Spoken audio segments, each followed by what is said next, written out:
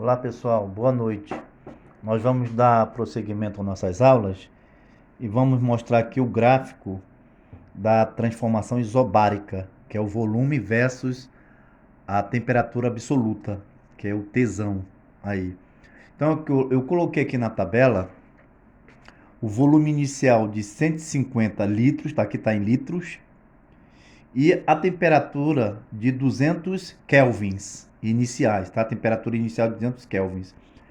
Eu tinha falado em aulas anteriores, tá aqui, olha, que o, o volume numa transformação isobárica, ela é diretamente proporcional à temperatura. Ou seja, se dobrar o volume, dobra a temperatura. Se triplicar o volume, triplica a temperatura, tá? Se quadruplicar o volume, quadruplica a temperatura e assim sucessivamente.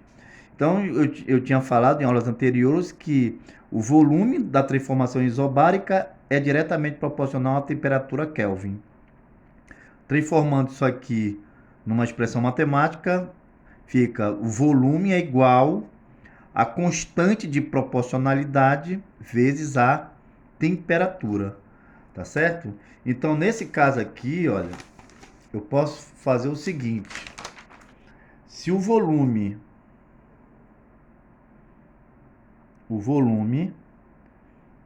é diretamente proporcional à temperatura, ó. Isso aqui é constante de proporcionalidade, tá aí, ó. Bem, se aqui está multiplicando, eu posso colocar esse T no primeiro membro dividindo, tá? Então vai ficar V sobre T, que é igual a constante, que é essa constante aqui, ó. Então, se é uma constante, o que é que eu posso dizer aqui? Eu posso dizer que se eu pegar isso e dividir por isso, ó, volume dividido pela temperatura vai dar 300 dividido por 400, que é igual a 450 dividido por 600, que é igual a 600 dividido por 800. Então vai dar uma constante, não vai alterar aí os valores, tá certo? Então eu posso dizer o seguinte, ó, que pega outra caneta aqui, que V1 dividido por T1 é igual a V2 dividido por T2. A transformação isobárica, como eu falei, é quando a pressão é constante. Então aqui não inclui a pressão, olha, ela é constante. Não altera a pressão nenhuma aqui, então não precisa colocar aqui. Então V1 sobre T1 é igual a V2 sobre T2, V3 sobre T3, V4 sobre T4. Tudo isso aqui vai dar o mesmo valor, que é a constante. Aí. Vamos fazer a prova disso agora? Olha só. Ele diz que o volume ele é diretamente proporcional à temperatura. O volume é de 150. V1, V2 é quanto? 300. Dobrou. Se aqui dobrou, aqui tende a dobrar também, olha. 200, o dobro de 200 é 400. Tá vendo? Aqui de 300 foi para 450. Proporcionalmente, vai para 600. Se a gente fizer a conta, vai para 600. De 450 vai para 600. De 600, na mesma proporcionalidade, vai para 800. Tá certo?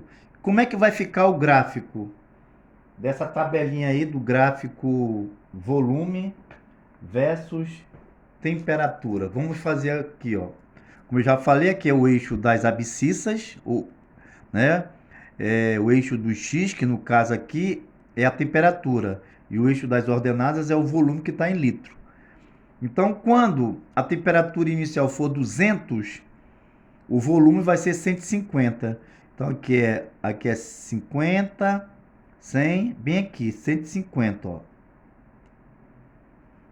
Então bem aqui vai dar aqui, olha só.